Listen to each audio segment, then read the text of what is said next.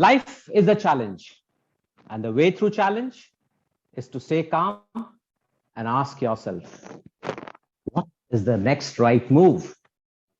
Madam Toastmaster of the day, fellow Toastmasters, distinguished guests, I am Naveen Sharma and I'm 16,118 days old. Well, I'll leave you to your calculation to check my age. I grew up in a middle class family as a middle child of three. We middle bonds are most willing to wheel the deal, and we are agreeable, diplomatic, as well as compromising and handling with disappointments well. That's the advantage of being a middle child. My father was a strong controlling personality when it came to discipline, or else he was a very cool guy. My elder brother is a software engineer and my younger brother is an ENT surgeon. We are three brothers. Where we are, it's all because of our diligent mother.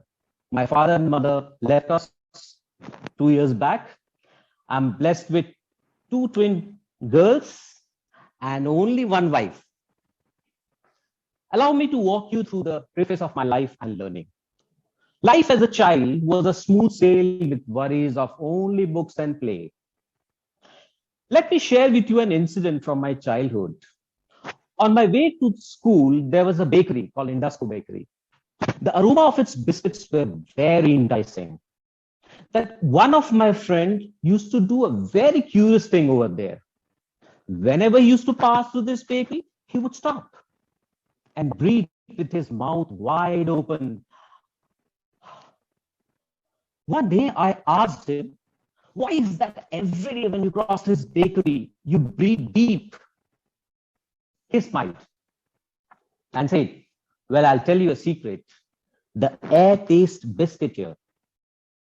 Well, that sounded intriguing to me. I decided, let me try to get his mind. And believe me, it tastes biscuit. That incident taught an important lesson in life. What we feed our brain, it reacts the same way. I later passed my boards with flying colors and dreamed to join my family clubs of doctors and engineers. But my life had some other plans. College was neither boring nor exciting, with books all around and chemistry and physics labs controlling my day-to-day life. After my graduation in statistics, due to my father's illness, I joined business. And once commenced, I thought, what is the next right move?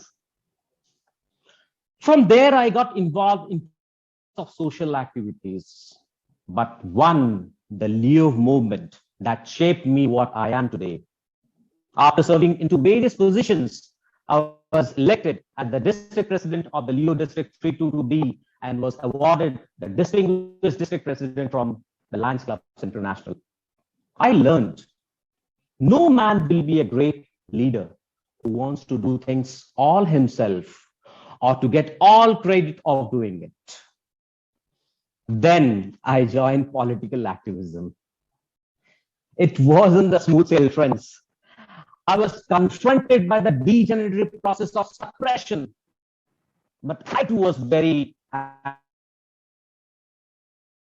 reached to a level where I led a national team to do classified work for the party and report directly to the national president. Then again, I thought, what is the next right move?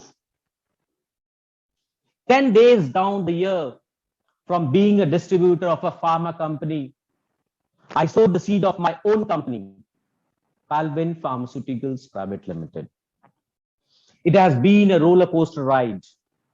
In 5 years, I have achieved a lot, and I dream to achieve a lot more. Life is a challenge, my friends. And the way through this challenge is to stay calm and ask yourself, what is the next right move? I had deep interest in learning, and to set the ball rolling, I joined Toastmasters. And in these few days, I've understood that people don't join Toastmasters because they are great speakers, but they join Toastmasters because they want to become great speakers. I am a visual person, basically. Everything I see, I hear, I experience, I translate it to another image, basically a metaphor.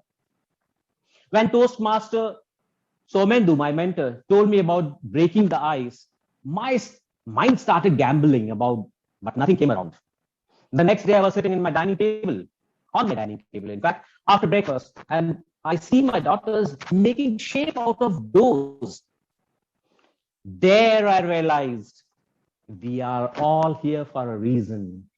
And my reason for here is not to break the ice, but to curve it and help others on their block of ice without being afraid of breaking it. And to do this, we need our warm, loving hands.